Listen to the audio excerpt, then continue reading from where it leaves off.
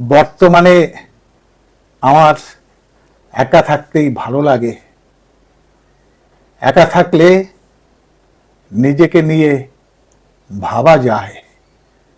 জীবনের দীর্ঘ সময় পার করে এসেছি, শূন্য থেকে জীবন তৈরি করার জন্য যে প্রচণ্ড লড়াই করেছি সে কথা ভাবি। কিন্তু আখেরে লাভ কি হলো? একটাই জীবন পেয়েছিলাম, সুখে দুঃখে কেটে গেল। এই পৃথিবীতে কেউ কারো নয়, সবাই একা একা লড়াই করতে হয়, একাই বাঁচতে হয়। মৃত্যুর সময়ও একাই মরতে হয়।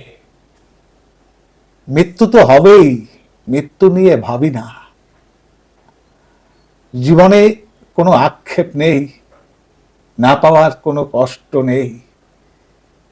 তবে একটা কষ্ট আছে, পৃথিবীতে অনেক কিছু জানার ছিল।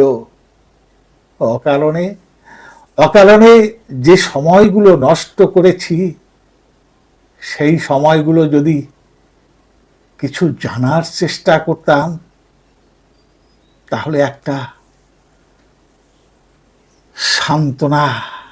সান্ত্বনা থাকতো।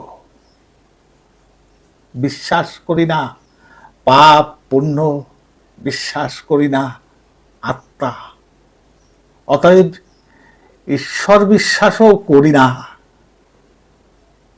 যেটুকু জেনেছি, যেটুকু পড়েছি, তাতে একটা ব্যাপার পরিষ্কার হয়ে গেছে, মানুষ নিজের প্রয়োজনে ঈশ্বর সৃষ্টি করেছে।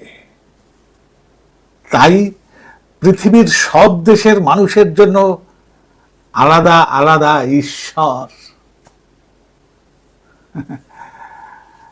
আমি বিশ্বাস করি,